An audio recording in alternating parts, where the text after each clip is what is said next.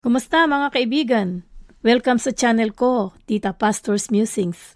Sa video na ito, ibabahagi ko sa inyo ang 6 na paraan kung paano ko naririnig at nakikilala ang tinig ng Panginoong Diyos sa araw-araw na buhay. Hindi laging malakas o malinaw agad ang kanyang tinig, pero sa mga tahimik na sandali, madalas nating mararamdaman na siya ay malapit at nagsasalita sa ating mga puso. Tara na, samahan niyo ako. 6 na paraan na naririnig ko ang tinig ng Diyos sa araw-araw na buhay.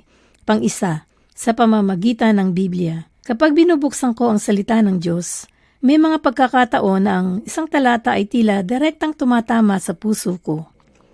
Parang may paalala mula sa langit na eksaktong kailangan ko sa oras na iyon. Sa mga panahong mabigat ang loob ko, ang kanyang salita ang nagiging pahinga ng puso ko. Doon ko muling nararamdaman na ang Diyos ay malapit at ang kanyang salita ay buhay. Pangalawa, sa pamamagitan ng panalangin. May mga panahong hindi ko na maipaliwanag ng buo ang nasa loob ko. Minsan, pabulong lang ang panalangin. Minsan, luha na lamang ang natitira. Ngunit kahit sa ganoong katahimik na paglapit sa Kanya, nararamdaman ko ang Kanyang pagkalinga. Hindi man agad ang sagot, may kapayapaang dumarating na nagpapaalala sa akin na dinidinig niya ako. Pangatlo, sa pamamagitan ng kapayapaan sa puso. May mga pagkakataong wala pa akong malinaw na direksyon, ngunit may kapayapaan na sa aking kalooban. At sa akin, iyon ay isa ng paanyaya mula sa Diyos na magpatuloy ng may pagtitiwala. Kapag wala naman ang kapayapaang iyon, natututunan kong huminto muna, manahimik, at magintay, sapagkat minsan, ang Diyos ay nagsasalita sa pamamagitan ng katahimikang nagtuturo sa atin ng pagtatyaga. Pang-4, sa pamamagitan ng paghatol ng konsensya.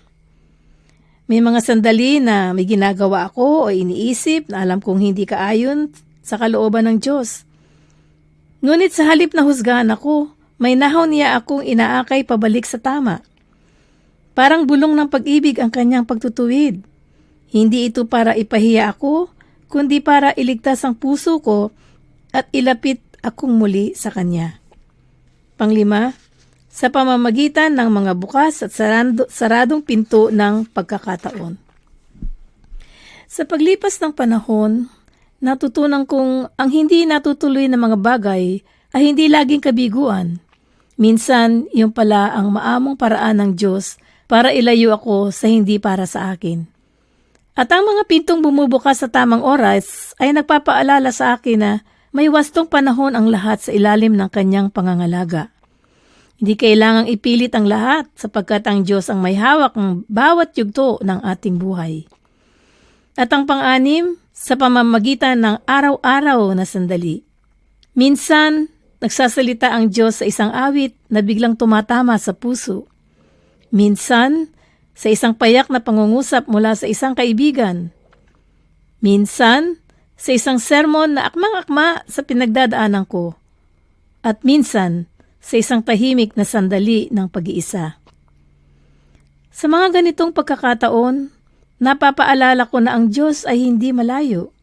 Kasama ko siya sa bawat ordinaryong araw, sa bawat pahinga, sa bawat paglalakbay. Ito mga kapatid, ang 6 na paraan kung paano ko naririnig ang tinig ng Diyos sa araw-araw na buhay. Hindi man siya laging maingay, siya naman ay laging naroroon. Hindi man agad nating nadidinig ang Diyos, patuloy siyang kumikilos ng may pag-ibig at paggabay sa ating mga buhay. At habang mas naglalaan tayo ng oras sa Kanya, mas nagiging pamilya sa atin ang Kanyang tinig. Unti-unti natin siyang makikilala sa katahimikan, sa panalangin, at sa mga simpleng sandali ng buhay. Kung kayo ay nasa panahong tahimik at nag-iintay, naway maalala ninyo na hindi niya kayo nalilimutan. Nariyan lang siya at nagsasalita sa mga paraang banayad ngunit totoo. Maraming salamat sa panonood.